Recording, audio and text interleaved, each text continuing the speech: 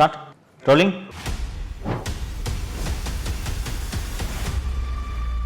மு.க. ஸ்டாலின் என்ற குடும்பத்தினர் கொள்ளையடிப்பதற்காக தவிர வேறு எதற்காக இந்த திமுக என்ற இயக்கம் இன்று செயல்படுகிறது?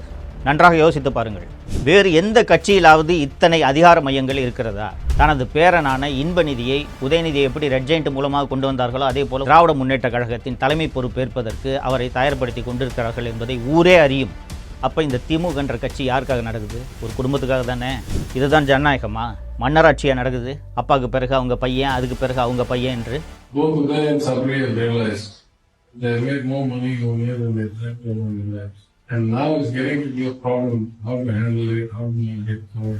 முதல் ஒரு வருடத்திலேயே மாப்பிள்ளை ஒரு 30,000 கோடி, மகன் ஒரு 30,000 கோடி சம்பாதித்து விட்டார்கள் என்று அந்த ஆடியோவில் தெளிவாக திரு தியாகராஜன் குறிப்பிட்டிருந்தார். அதன் காரணமாக அவரது நிதியமைச்சர் பதவியையும் அவர் இழந்தார். தமிழ் பெருங்குடி மக்கள் அத்தனை பேருக்கும் வணக்கம். இந்த 2026 சட்டப்பேரவை தேர்தல் என்றது எவ்வளோ முக்கியமான ஒரு தேர்தல்ன்றது நம்ம அத்தனை பேருக்குமே தெரியும். நமது தமிழகத்தின் எதிர்காலத்தை தீர்மானிக்கப் போகிற தேர்தல் அப்படின்றதுனால பல்வேறு விஷயங்களை உங்களுக்கு நினைவுபடுத்த வேண்டிய ஒரு கடமைக்கு நான் ஆட்பட்டுள்ளேன். மக்களே, வழக்கமான தேர்தல் போல இந்த தேர்தலை எடுத்துக்கொள்ளாதீர்கள். தமிழகத்தை அடிமை தலையிலிருந்து, ஒரு குடும்பத்தின் ஆதிக்கத்திலிருந்து காப்பாற்ற வேண்டிய நெருக்கடியில் நடக்கக்கூடிய தேர்தல் தான் இந்த 2026 தேர்தல் என்பதை நீங்கள் மறந்துவிடக்கூடாது. மக்களே, திமுக ஆட்சி 2021 நடந்துக்கிட்டு இருக்கிறது பற்றி நீங்கள் தொடர்ந்து எல்லாருமே பார்த்துக்கிட்டு இருக்கீங்க, அனுபவிச்சுக்கிட்டு இருக்கீங்க. ஆனால் மீண்டும் இந்த ஆட்சி தொடர வேண்டுமா வேண்டாமா என்பதற்கான தேர்தல் தான் 2026 சட்டப்பேரவை தேர்தல்.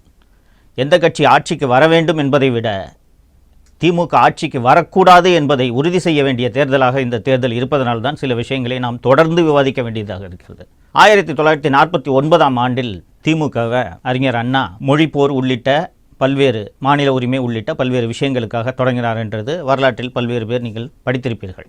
அப்படி தொடங்கிய அந்த கொள்கைகளுக்காக, அந்த குறிக்கோள்களுக்காக, அந்த லட்சியங்களுக்காக இன்னைக்கு இருக்கக்கூடிய திமுக செயல்படுகிறதா என்பதை நீங்கள் அத்தனை பேரும் நினைவுபடுத்தி பார்க்க வேண்டும். பழசை நீங்கள் மறந்துடக்கூடாது அப்படின்றதுக்காக தான் சமீபத்தில் அவங்களே டாஸ்மாகில் திருடின காசெல்லாம் வச்சு பராசக்தின்னு ஒரு படத்தை எடுத்து ரிலீஸ் பண்ணாங்க. அந்த படத்தில் பார்த்தீங்கன்னா இந்தி திணிப்புக்கு எதிராக மாணவர்கள் மிகப்பெரிய ஒரு கிளர்ச்சியை ஏற்படுத்தி அந்த கிளர்ச்சியின் வாயிலாக உருவான இயக்கமாக திமுக உருவாகி அதன் மூலம் ஆட்சியை பிடித்ததாக அந்த படத்தில் காண்பித்திருப்பார்கள். அப்போது மொழி மீது மிக அதிகமான பற்று கொண்ட, மொழியின் மீது ஆர்வம் கொண்ட, மாநில உரிமைகளின் மீது ஆர்வம் கொண்ட ஒரு கட்சியாகத்தான் திமுக உருவானது.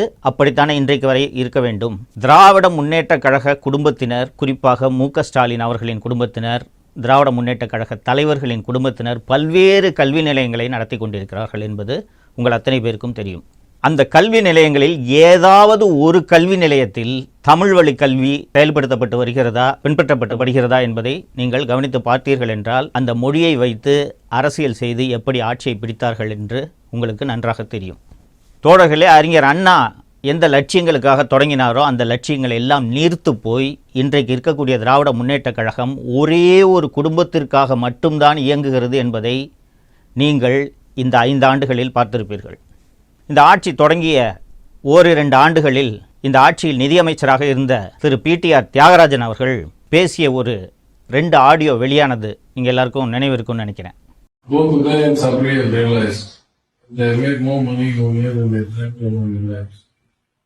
And now it's getting to be a problem how to handle it, how do you get covered, how do you get it there, and what do you make enter in 10-50%. So we will pay it back to because of one. I mean, you try to look about being prosecution. முதல் ஒரு வருடத்திலேயே மாப்பிள்ளை ஒரு 30,000 கோடி, மகன் ஒரு 30,000 கோடி சம்பாதித்து விட்டார்கள் என்று அந்த ஆடியோவில் தெளிவாக திரு தியாகராஜன் குறிப்பிட்டிருந்தார். அதன் காரணமாக அவரது நிதியமைச்சர் பதவியையும் அவர் இழந்தார். தோழர்களே, முதல் வருடத்திலேயே ஒரே வருடத்தில் 60,000 கோடி சம்பாதிச்சிருக்காங்கன்னா இந்த 5 ஆண்டுகளில் இவர்கள் எவ்வளவு கொள்ளையடித்திருப்பார்கள் என்பதை நீங்கள் நினைத்து பார்க்க வேண்டும், ஊகித்து கொள்ள வேண்டும். இன்றைக்கி திராவிட முன்னேற்ற கழகம்ன்ற இந்த கட்சி எதற்காக செயல்படுகிறது என்பதை நீங்கள் சற்றே யோசித்து பார்க்க வேண்டும், அலசி பார்க்க வேண்டும். மு.க. ஸ்டாலின் என்ற குடும்பத்தினர் கொள்ளையடிப்பதற்காக தவிர வேறு எதற்காக இந்த திமுக என்ற இயக்கம் இன்று செயல்படுகிறது? நன்றாக யோசித்து பாருங்கள். வேறு எந்த கட்சியிலாவது இத்தனை அதிகார மையங்கள் இருக்கிறதா? ஸ்டாலின், அவரது மனைவி திருமதி துர்கா ஸ்டாலின், அவரது தம்பி ராஜமூர்த்தி, ஸ்டாலினின் மகள் செந்தாமரை, மருமகன் சபரீசன், மகன் உதயநிதி, அவரது மனைவி திருமதி கிருத்திகா, இவர்களின் நண்பர்கள் என்று எத்தனை அதிகார மட்டங்கள் இந்த அரசில் இந்த 5 ஆண்டுகளாக செயல்பட்டு கொண்டிருக்கின்றன. இத்தனை அதிகார மையங்களை வைத்துக்கொண்டு ஒரு ஆட்சி நடைபெற்றால் அது எத்தகைய அலங்கோல ஆட்சியாக இருக்கும் என்பதைத்தான் இந்த 5 ஆண்டுகளாக நாம் பார்த்து வருகிறோம். இந்த ஆட்சி மீண்டும் தொடர வேண்டுமா என்பதைத்தான் நீங்கள் இந்த தேர்தலில் முடிவு செய்ய போகிறீர்கள். தோழர்களே, எல்லா ஆட்சிகளிலும் குறைகளும் இருக்கும், நிறைகளும் இருக்கும். திமுக ஆட்சியில் வெறும் ஏதோ குறைகளே மட்டும்தான் இருக்கிறது, நிறைகளே இல்லையா என்ற கேள்வி எழும். இவர்கள் அளித்த வாக்குறுதியில் எத்தனை சதவீதத்தை நிறைவேற்றி இருக்கிறார்கள்? நன்றாக யோசித்து பாருங்கள். முதல்ல வந்தவுடனே நீட்டுக்கு விலக்களிக்கிறோம், நாங்கள் ரேஷன் கார்டு வைத்திருக்கக்கூடிய அத்தனை பேருக்கும் மாதந்தோறும் 1000 ரூபாய் என்றார்கள். இது போல எண்ணற்ற வாக்குறுதிகளை, போக்குவரத்து தொழிலாளிகளோட நிலுவைத் தொகை வழங்குறது, அரசு ஊழியர்களுக்கு பழைய ஓய்வூதிய திட்டம் வழங்குறது என்று வாக்குறுதிகளை அடுக்கிக் கொண்டே போகலாம். இவர்கள் அளித்த வாக்குறுதியை, இவர்கள் அளித்த தேர்தல் வாக்குறுதிகளில் முழுமையாக நிறைவேற்றி இருக்கிறார்களா?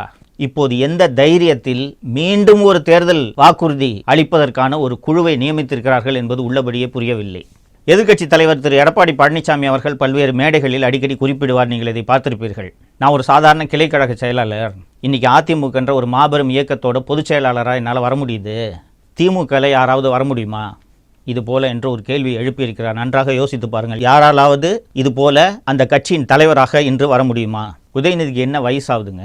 லாயலா காலேஜ் முடிச்சுட்டு ஒரு பிஸ்னஸை ஸ்டார்ட் பண்ணுறாரு. 2007 ரெட் ஜெயண்ட் என்ற ஒரு திரைப்பட நிறுவனத்தை தொடங்குறாரு. இதை தாண்டி இந்த சமூகத்துக்கு உதயநிதி அவர்களின் பங்களிப்பு என்ன? எடுத்த உடனே 2021 எம்எல்ஏ ஆக்குறாங்க. கொஞ்ச நாளில் அமைச்சரானோடனே மூத்த அமைச்சர்களுக்கெல்லாம் மேலே கேபினெட்டில் அவரோட ரேங்க்கு. அதுவும் போதாதென்று துணை முதலமைச்சர், தங்கை மக்களவை எம்பி மட்டுமல்லாமல் மக்களவையின் திமுக கட்சியின் தலைவர், மருமகன் ஒரு மிகப்பெரிய அதிகார மையம், மனைவி, மகன், மகள் என்று அத்தனை பேரும் அதிகார மையம். இதெல்லாம் போதாதென்று தனது பேரனான இன்பநிதியை, உதயநிதியை எப்படி ரெட் ஜெயண்ட் மூலமாக கொண்டு வந்தார்களோ அதே போல திராவிட முன்னேற்ற கழகத்தின் தலைமை பொறுப்பேற்பதற்கு அவரை தயார்படுத்தி கொண்டிருக்கிறார்கள் என்பதை ஊரே அறியும். அப்போ இந்த திமுக என்ற கட்சி யாருக்காக நடக்குது? ஒரு குடும்பத்துக்காக தானே.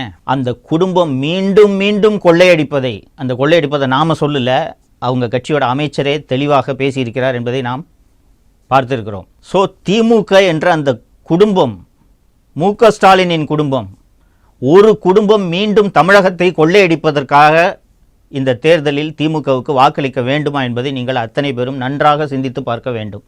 இதுதான் ஜனநாயகமா? மன்னராட்சியாக நடக்குது. அப்பாவுக்கு பிறகு அவங்க பையன், அதுக்கு பிறகு அவங்க பையன் என்று. இப்போது மீண்டும் திராவிட முன்னேற்ற கழக ஆட்சி அமைந்தால் வேறு யாராவது ஒரு மூத்த தலைவர் முதல்வர் பொறுப்பை ஏற்க முடியுமா? அல்லது திமுக தலைவர் பொறுப்பை ஏற்க முடியுமா? யோசித்து பாருங்கள். அப்போ திருப்பி இந்த குடும்பம் தானே கொள்ளையடிக்க போகுது.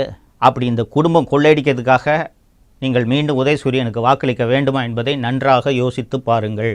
நீங்கள் அளிக்கக்கூடிய வாக்கு திமுக மற்றும் திமுக கூட்டணி கட்சிகளை வீழ்த்துவதாக இருக்க வேண்டும்.